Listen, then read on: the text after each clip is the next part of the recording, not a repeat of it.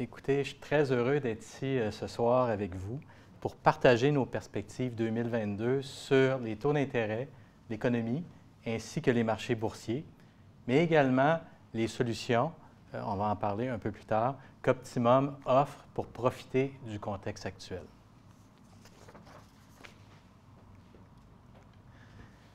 « 2022 est relativement jeune, mais on peut déjà affirmer qu'elle ne sera pas une année ordinaire sur les marchés financiers. Avec la hausse de l'inflation, les banques centrales deviendront ou seront moins accommodantes, avec comme conséquence une augmentation importante de la volatilité sur les taux d'intérêt et les marchés boursiers, jumelés également avec les risques géopolitiques. Dans le contexte, vous entendez peut-être parler de récession cette année. Nous ne croyons pas à ce scénario. En fait, sur le graphique ici, on utilise le modèle de la Réserve fédérale de New York qui est basé sur la courbe de taux d'intérêt 10 ans et 3 mois aux États-Unis. Et historiquement, depuis les années 60, il n'y a jamais eu de récession aux États-Unis sans que la probabilité augmente au-dessus de 30 %. Comme vous pouvez voir actuellement, bien, la probabilité est près de 5 %. On suit de près le marché obligataire, mais pour l'instant, nous n'envisageons pas de récession. Cependant, un ralentissement économique à venir, en fait, était prévu. Et sur le graphique suivant, vous avez notre indicateur précurseur optimum. En fait, l'indicateur précurseur optimum, c'est un indicateur maison qu'on a développé qui est plus performant que les indicateurs précurseurs normaux. Dans ce cas-ci, vous avez l'indicateur précurseur du Conference Board aux États-Unis. Et sur le graphique, en fait, notre indicateur optimum nous permet d'avance de voir des retournements importants dans l'économie. Et depuis le milieu de 2021, notre indicateur avait déjà commencé à baisser et suit également l'indicateur du Conference Board qui reste relativement élevé, mais en regardant le graphique, il devrait suivre notre indicateur optimum. Ceci étant dit, il reste positif, donc la croissance va être positive en 2022, mais beaucoup moins importante qu'en 2021. Un autre indicateur que nous suivons de près, qui est très important dans l'économie américaine, en fait, vous avez probablement entendu parler des indicateurs de confiance qui sont à la baisse, dont l'indicateur de l'Université du Michigan, qui est un indicateur très suivi avec un bon historique. Et à l'intérieur de l'indicateur du Michigan, on pose des questions aux consommateurs, entre autres sur différents sujets, mais une des questions qu'on pose, c'est est-ce que c'est le bon moment d'acheter une maison? Est-ce que c'est le bon moment d'acheter une voiture?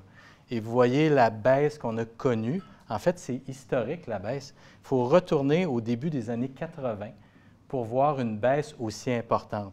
En fait, ce n'est pas totalement inattendu quand on considère, par exemple, la hausse des taux d'intérêt aux États-Unis, mais également la hausse des prix de l'immobilier. Donc, évidemment, les consommateurs regardent les prix et ne sont pas prêts à payer actuellement ce que vaut le marché immobilier.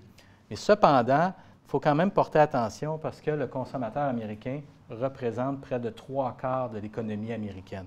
Donc, à surveiller de près, mais c'est un autre indicateur pour nous qui dit qu'il y a un ralentissement quand même à venir. En fait, il a déjà commencé le ralentissement. Un mot sur le Canada. En fait, au Canada, l'économie canadienne est très résiliente et se porte très bien quand on regarde le taux de chômage qui est actuellement de 6,5 %. En fait, on a récupéré, et même plus, tous les emplois perdus dans la pandémie, avant la pandémie. Petite parenthèse, le taux de chômage au Québec a atteint un creux historique à la fin de l'année 2021. Par contre, aux États-Unis, quand on regarde la reprise de l'emploi, c'est un peu plus lent, c'est malgré tout très bien, mais les États-Unis sont frappés par un contexte différent au niveau de l'emploi. Vous avez probablement entendu parler, entre autres, des gens qui quittent en grande quantité le marché de l'emploi pour différentes raisons. Dans les deux cas, des deux côtés de la frontière, les pressions salariales sont quand même assez fortes à surveiller.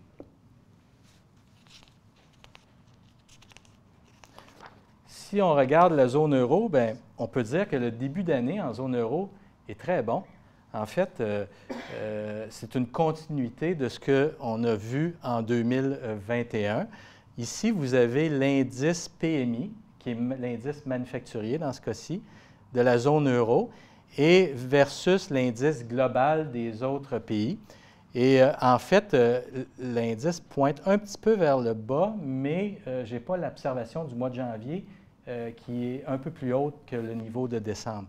Donc, c'est un bon début d'année pour la zone euro et on est très, très positif sur l'économie en zone euro. Un autre indicateur en zone euro, c'est l'IFO, en fait, qui est un indice de confiance des chefs d'entreprise en Allemagne. Bien, pour la première fois en 6 mois, au mois de janvier, l'indice a augmenté. Puis, quand on regarde à l'intérieur du sondage, il y a une chose qui est intéressante, c'est que les chefs d'entreprise ont mentionné qu'ils commençaient à avoir une atténuation au niveau des chaînes d'approvisionnement. Donc, c'est peut-être le début d'un ralentissement au niveau des prix payés. Compte tenu de la forte corrélation avec l'économie et le PIB, c'est un indicateur qu'on suit de très près. Donc, comme je l'ai mentionné, on ne voit pas de récession aux États-Unis, un ralentissement économique qui est déjà commencé, qui est déjà entamé. Au Canada, ça va très bien. Et en zone euro, on peut même observer une légère accélération de l'économie en début de l'année. Comme on dit, l'éléphant dans la pièce, l'inflation. On s'attendait à une inflation à la hausse en 2021. Je pense que c'était pas mal le consensus, mais jamais au niveau qu'on a atteint récemment.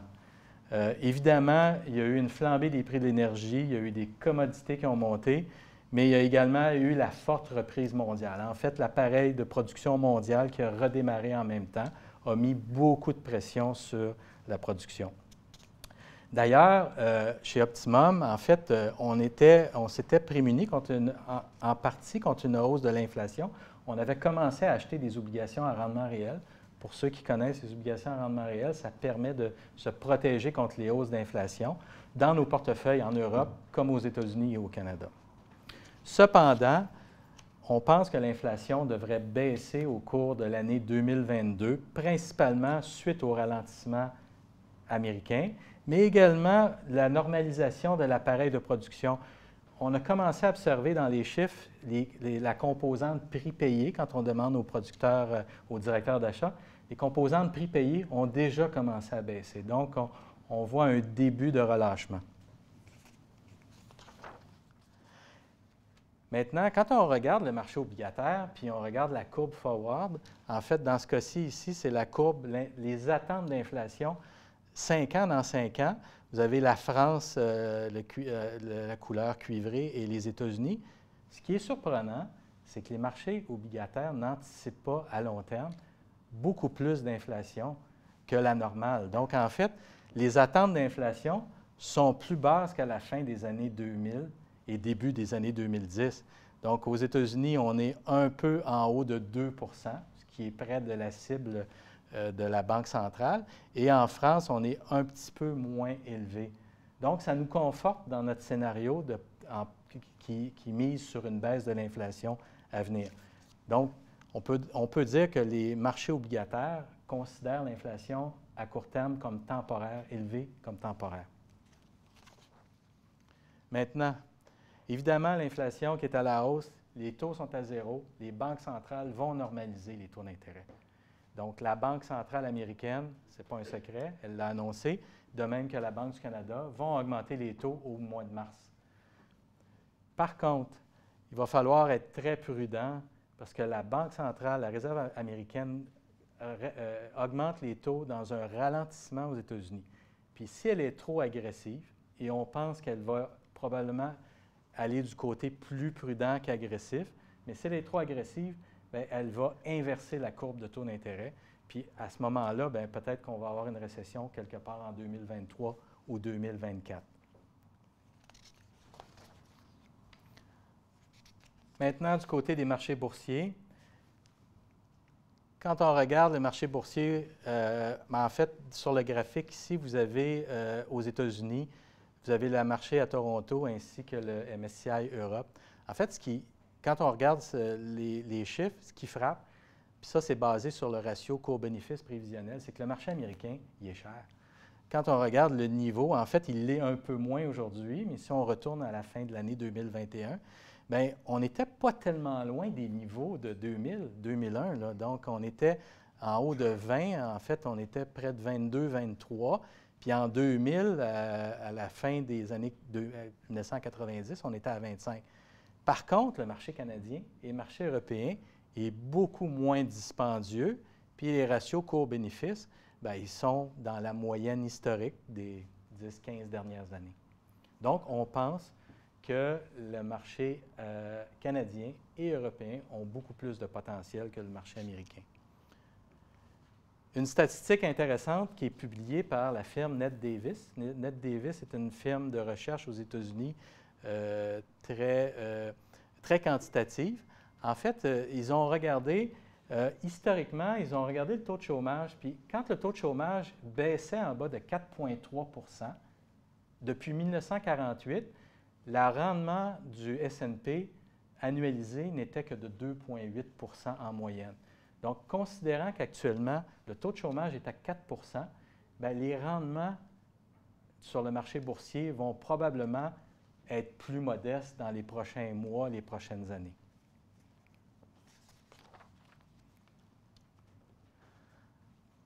En conclusion, bien, je vous mentionnais croissance économique qui va malgré tout rester vigoureuse, plus élevée que la moyenne historique. Au Canada, on parle de 3,5. Même chose aux États-Unis, également en Europe. Donc, croissance à peu près égale, mais 3,5 en Europe, c'est quand même une croissance qui est historiquement plus élevée que la moyenne. L'inflation devrait baisser. Pour le marché obligataire, bien, ça va être une autre année difficile, évidemment, avec la normalisation des taux d'intérêt. Donc, il va falloir passer par un parcours difficile pour les obligations. Et finalement, bien, le marché boursier canadien et européen, nous croyons, va offrir un meilleur potentiel de rendement que les actions américaines. Maintenant, un mot sur pourquoi choisir la gestion chez Optimum. En fait, compte tenu de l'environnement que nous prévoyons en 2022, bien, on a des stratégies qui, on pense, vont vous permettre de profiter du contexte actuel. Donc, ce sont des stratégies, comme mentionné Lucia tantôt, des stratégies, entre autres, qui sont basées sur la gestion d'actifs alternatifs, donc pour se prémunir des hausses de taux et obtenir un rendement courant, mais également profiter de la progression du marché canadien, des actions canadiennes. Donc, la première stratégie, qui est la stratégie d'actions privilégiées. En fait, les actions privilégiées, c'est un titre hybride qui ressemble beaucoup en Europe à ce que vous appelez des obligations perpétuelles. Cependant, ce marché est vraiment spécifique au Canada. Il existe un peu aux États-Unis, mais dans la forme actuelle, il n'existe pas ailleurs. Ce qui est intéressant avec les actions privilégiées, c'est que la corrélation est négative avec les obligations. Donc, quand les taux montent, les actions privilégiées surperforment. Deuxièmement, bien, le rendement est très attrayant. Puis on le voit ici, les actions privilégiées offrent encore un rendement de 4,6 %, ce qui est supérieur, entre autres, au high yield européen. Et finalement, bien, les émetteurs qui émettent des actions privilégiées sont des émetteurs de très grande qualité. Et également, comme disait tantôt la déléguée, bien, on est parmi les seules firmes en France qui font de la gestion active en actions canadiennes. Et on pense que c'est primordial de faire de la gestion active en actions canadiennes, considérant la nature cyclique du marché. Notre style, qui est basé sur le style qualité, c'est-à-dire c'est un portefeuille concentré d'entreprises qui ont une rentabilité supérieure aux autres, mais également peu et pas de dette. Finalement, bien, ici, vous avez le graphique avec les différents produits que nous offrons chez Optimum. Je vous remercie beaucoup. Merci, Martin.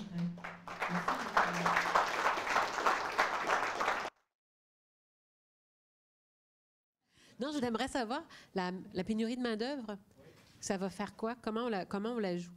Effectivement, en France, quand on regarde, le marché de l'emploi s'améliore, mais on n'est pas rendu encore à des niveaux où les pressions salariales sont importantes. Il y a beaucoup de potentiel non utilisé dans l'économie en Europe. Par contre, vous avez raison.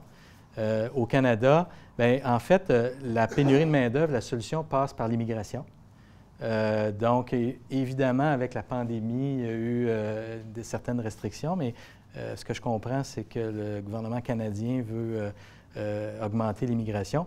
Soit dit en passant, le Canada est le pays dont la croissance de la population est la plus forte du G7 dans les dernières années. Hein. Ça, c'est avant les augmentations, en fait, les niveaux d'augmentation de l'immigration. Et l'autre solution, ça passe par l'automatisation. Puis c'est ce qu'on voit, la robotisation, l'automatisation, parce que malgré que l'immigration, ça ne sera pas suffisant, bien, ça va falloir que les entreprises investissent dans l'automatisation. Mais effectivement, c'est un problème, en fait, au Québec, entre autres, peut-être un peu plus marqué compte tenu de l'âge de la population, mais c'est un problème qui va continuer à perdurer. Bonsoir, merci pour votre présentation. J'ai une remarque, une question. Oui. La remarque, je pense que l'inflation telle qu'elle est constatée, à mon sens, est sous-estimée. Il y a des tas d'indices qui mesurent l'inflation, mais il y a beaucoup d'indices qui ne comprennent pas un certain nombre de dépenses qui vont croissant. Je pense aux dépenses de santé et autres. Je pense que pour le citoyen, que ce soit en France, en Europe, au Canada, aux États-Unis, l'inflation réelle ressentie et subie doit être, à mon sens, supérieure. Ma question concerne l'énergie. Vous avez peu parlé de l'énergie, c'est un sujet d'actualité, s'il en est. Quelle est la conséquence, à votre avis, sur l'évolution de l'inflation? Car c'est un sujet de fond. Et puis également, on peut y mettre en corollaire l'utilisation de ressources rares pour les nouvelles technologies et autres, et donc les tensions qu'il peut y avoir sur les prix, et donc par voie de conséquence sur l'inflation. C'est une très bonne question. Effectivement, sur l'inflation, je vous dirais, parce que ça fait près de 30 ans que j'évolue dans les marchés financiers, puis la question de l'inflation qui est mal mesurée, ou ça fait 30 ans que je n'entends parler. Puis c'était le cas il y a 20 ans. Il y a toujours eu une espèce de sentiment que l'inflation publiée par rapport à l'inflation qu'on payait, mais ça n'a jamais été démontré. Ceci étant dit, du côté de l'énergie, en fait, l'inflation, quand on regarde les chiffres d'inflation en Europe, c'est principalement de l'énergie. Aux États-Unis puis au Canada, c'est principalement les biens. C'est vraiment là, les prix des voitures, le transport, et ce sont tous des augmentations qui sont liées à une réouverture. En fait, on a fermé les économies mondiales, puis on les a réouvertes en même temps. Ça a mis de la pression sur la capacité de production. Je pense que c'est un peu ça que la Réserve fédérale, en fait, son discours, c'est de dire, bien, on pense que ça va être temporaire. Parce que quand on regarde les services, ça se maintient relativement bien. Du côté de l'énergie, bien, évidemment, on vient de finir l'hiver. On termine l'hiver, en fait, pas terminé, mais l'hiver est toujours une période propice où le prix du gaz naturel augmente, le prix de l'énergie augmente. On a déjà commencé à avoir des réductions du prix du gaz en Europe. Hein. Donc, on n'est pas au niveau qu'on a connu à la fin 2021. Maintenant, du côté de l'énergie, il y a clairement une prime de spéculation. Là. Ce qui se passe actuellement, le géopolitique, est-ce que la prime, elle est de 10 $, elle est de 20 $? Je ne sais pas. Le marché du pétrole est quand même très difficile à prévoir. C'est une commodité, puis on ne sait jamais. Mais on pense que, compte tenu du contexte, que le prix ne devrait pas évoluer au niveau où il est là actuellement, mais devrait être plus bas. Donc, on pense que ça va faire baisser l'inflation. Oui, bonsoir, Jean-François Bay, Cantalis. Vous avez montré un graphique sur la valorisation de l'Europe et du Canada versus US. Est-ce que c'est lié à la composition des indices ou des marchés? Et une deuxième question, un petit peu en liaison avec le pétrole, mais plus largement sur les commodities. Est-ce qu'il y a une prime aux pays qui ont justement des matières premières dans le cadre de la souveraineté, du géostratégique ou on pourrait penser à la Russie, au Canada ou certains pays d'Amérique du Sud versus des pays qui n'ont pas en fait accès à ces matières premières? Il y a En fait, je vais commencer par la première question. C'est, oui, ça tient compte du fait que l'économie américaine a une partie. Clairement, il y a 25 environ de titres technologie dans le S&P 500, puis ces titres ont une valorisation supérieure. Ceci étant dit, quand on regarde l'ensemble du marché, puis nous autres, notre discours, c'est de dire peut-être que les indices ne font pas bien, mais une gestion active puis une gestion par titre devrait surperformer les indices. Mais dans l'ensemble, l'indice, on considère qu'il est cher. Mais du côté de l'énergie, écoutez, je ne suis pas un spécialiste là, du secteur du pétrole, mais clairement, ça a aidé l'économie canadienne. Mais écoutez, je ne sais pas. Merci, Raphaël. Je passe à l'autre question. Est-ce que Optimum Gestion Financière se diversifie dans tout ce qui est crypto-monnaie? Je voudrais juste avoir votre avis là-dessus. Merci. En fait, c'est une bonne question.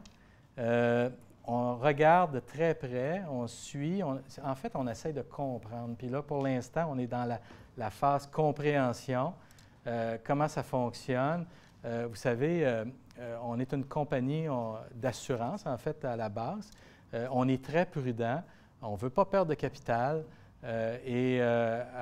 on veut bien comprendre les choses, mais on est dans la phase actuellement où on est en train d'analyser. Et je vous dirais même, on a commencé à en parler avec la direction, présenter la situation, l'évolution du marché, mais pour l'instant, on n'est pas investi. Merci. Est-ce qu'il y a encore une dernière question? Allez-y, monsieur.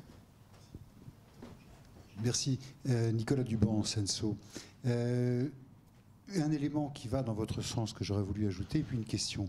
Vous avez montré effectivement l'inflation 5 ans dans 5 ans, qui est issue, j'imagine, des obligations indexées sur l'inflation. Il faut en plus ajouter au fait que cette inflation inclut ce qu'on appelle une prime de risque. Oui. Qu'en l'état actuel des choses, la prime de risque a certainement dû exploser, puisqu'on a des doutes énormes et qu'une prime, c'est basé sur la volatilité, donc sur l'incertitude. Ce qui veut dire que si on déduit cette prime de risque de la valeur que vous avez affichée, qui est un calcul arithmétique, en fait, les anticipations d'inflation ou l'inflation cotée est encore plus basse que ce que vous avez montré, ce qui reflète bien que les marchés ne sont pas totalement encore convaincus d'une reprise à long terme de l'inflation. Ma question est la suivante, c'est est-ce que c'est dû au fait que lorsqu'il y aura normalisation, évidente d'ailleurs à terme, ça peut prendre du temps, mais à terme, eh bien on n'aura pas un contre-coup, un contre-choc sur les prix. C'est-à-dire que, moi, pour être honnête, c'est ma principale inquiétude, c'est-à-dire qu'on ait un contre-choc sur les prix après, lorsqu'il y aura normalisation des économies, parce qu'on reprendra peut-être pas toutes les mauvaises habitudes ou toutes les habitudes. Il y a des choses qui ont changé. Hein. Tout n'a pas changé, le monde reste qu'il est.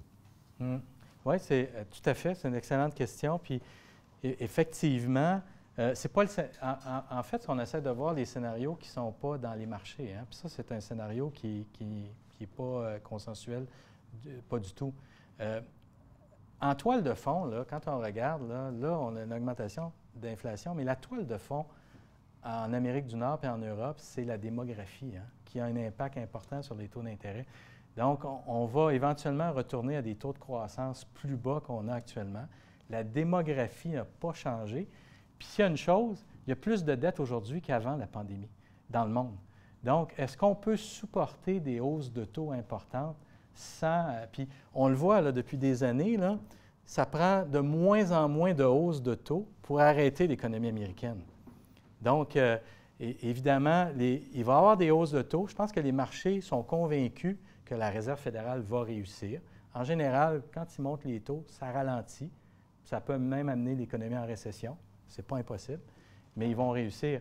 Ceci étant dit, les marchés ne pensent pas que les économies mondiales peuvent supporter des hausses de taux importantes, compte tenu de la grande toile de fond qui est toujours présente, qui était là avant la pandémie, mais qui est toujours là aussi après.